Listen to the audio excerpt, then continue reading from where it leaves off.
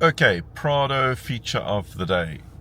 So far this trip, I've only spoken about positives with respect to the Prado, but I'm going to just mention a few items that I'm not wonderfully happy with.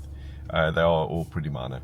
So first of all, by default, the Prado comes with an eye tracking mode. It's a little screen just above the sort of the steering wheel, the turny part of the steering wheel. And it's constantly monitoring your eyes. It's a great idea. And actually, if I was ever to lend the car to Spencer or Linton, I reckon I would activate it. And I just tell them, right, if you're driving Dad's car, this is the sort of what I expect from you is to keep this on. But I actually found that it was quite distracting. And I like to think that I drive safely and that I always do keep my eyes on the road.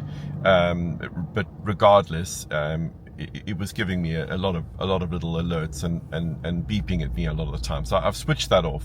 And actually, luckily that's a hard switch off. So once it's switched off, then when you start and stop and start the car again, it doesn't switch it back on. So it's to some degree that's gone forever. So that's good. So I'm happy with that. But there are two other little instances where the car fairly regularly beeps at me. It is quite a noisy beepy car. And the first is when you set the adaptive cruise control, maybe you set it for a speed of 100. Occasionally when the car crests a hill and then goes down the other side, it speeds up a little bit, maybe to 103. And it will beep at you, telling you that it's exceeded the adaptive cruise control speed that you've set. So I think it's a little bit crazy. And the other time that it beeps at me is when I've got the adaptive cruise control on and the lane keep assist. And I do love the lane keep assist, but occasionally it loses sight or vision of the lane in the future, further down the road, and it will then beep at you to tell you, I'm not sure where the lane is. And this often happens when the road spreads open because there's a right turning lane, and it seems to get confused in that situation. So that's when the road opens to two lanes because there's the right turning lane, then it collapses into one lane again. It seems to get confused then, it beeps at you. As I said, fairly minor points, but anyways, I'm giving you the pros and the cons of the new Prado. Mostly pros. Back in Holbrook, as you can see, the Prado is getting a good workout. I'm already over 5,000 Ks in it. So far, very, very happy. So the 10-mile eatery and store at 120 Albury Street is becoming a regular, like Lots Cafe. Wonderful. So these are the opening times, closed on a Tuesday and typically open at 8 a.m. except for the weekends when it's only open at 9 a.m.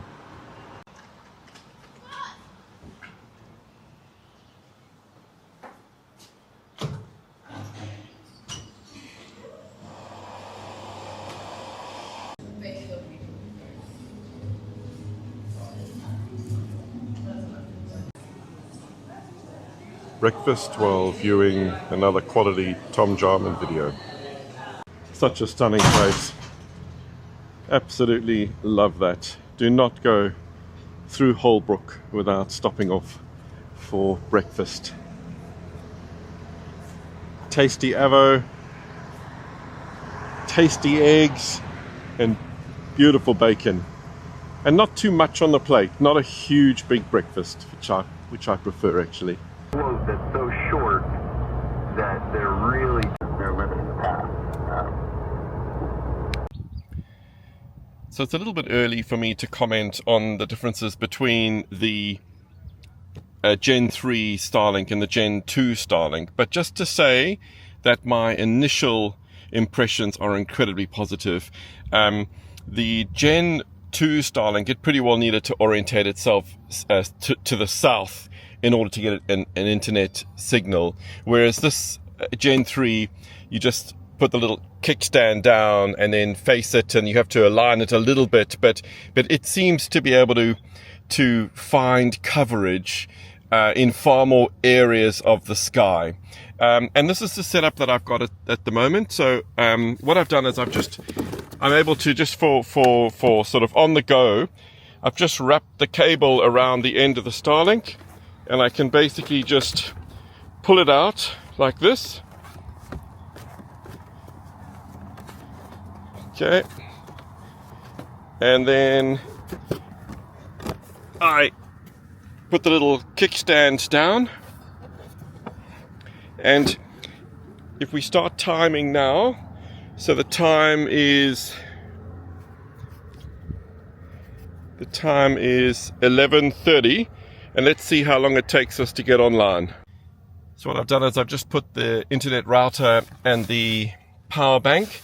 They're just in the back of my seat, and we'll just plug it in now into the DJI battery pack. Okay, and let's see how long it takes to get online. Okay, so Starlink is now connecting.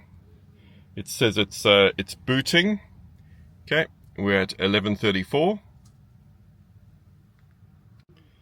Okay, we're now searching for satellites, optimizing connection. We're still at 11:34. Okay, so it says Starlink is misaligned by 38 degrees. Align Starlink, so I'll just go and do that quickly now. Okay, so I pretty well need to do it 180 around. Okay, so I moved the Starlink 180 around. That's done. It's now 11:35. Okay, at 11:38, we are now online, and we can do a speed test, and 400 megabits per second download. Wow, that's pretty incredible. And yeah, normally 30 to 40 upload.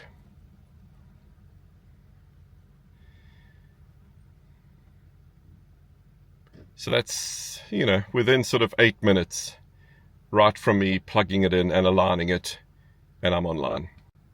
So I've just taken a work call, and actually this particular time I took it from the passenger seat, and I'm trying to work out how I can work remote in the Prado and be able to work from this front seat. Obviously not resting my laptop on my knees. I need to work out a way to hold this laptop. But then I can have air conditioning if I need it. So that's a little investigative plan for me. How cool is it when you want to get rid of rubbish and you've got a bin right close to where you took your work call. We might have talked about this before, I can't remember, but this a couple years ago, I had a young guy, probably 13, 14 years old, at one of my presentations at the fly shows, and he said, call me Mr. Flagler, which is, anyway, he said, Mr. Flagler, is there any fly that won't catch trout? And it was it was a really, really good question. Yeah. Because,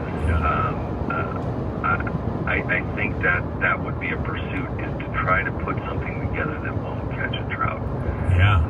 Because I don't think you can do it. On conditions for me.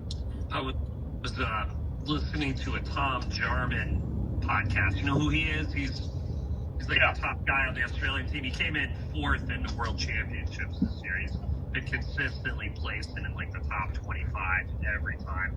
Really, it's funny. Really You just mentioned that name. I didn't mean to interrupt you, Tori. Sorry, buddy. It's funny you just mentioned that, because I was just found his page like a week ago and started following him. He's really good at simplifying things.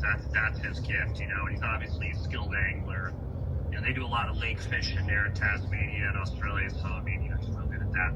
But yeah, he was saying that I think he was on the Wet Fly Swing podcast or something, and they were asking him to explain Euro thing for people that that might not know it. And so he was explaining the principles, and then he was talking about going thinner on the tippet, how they're going thinner and thinner on the leader and the tippet, and he was saying that with a thinner tippet you can fish lighter bugs, and they're going to behave more naturally in the water. And he said day in and day out, the guy who can get the lightest bugs down to the bottom and fish them naturally is going to catch the most fish.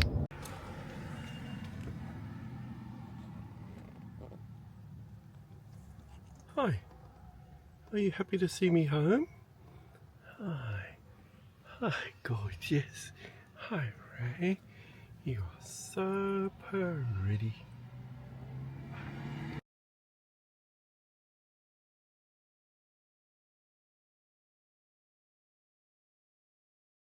Guys, it's not about dating the cool guy. Not anymore. It's about dating the gadget guy. It's about dating the gadget guy. He's prepared, dude, and he fixates on things, but it's like really endearing. And he can camp. And he loves to fish and be outdoors. And like, you think he's up to no good, but like in reality, he's just like building a shelf and digging a hole.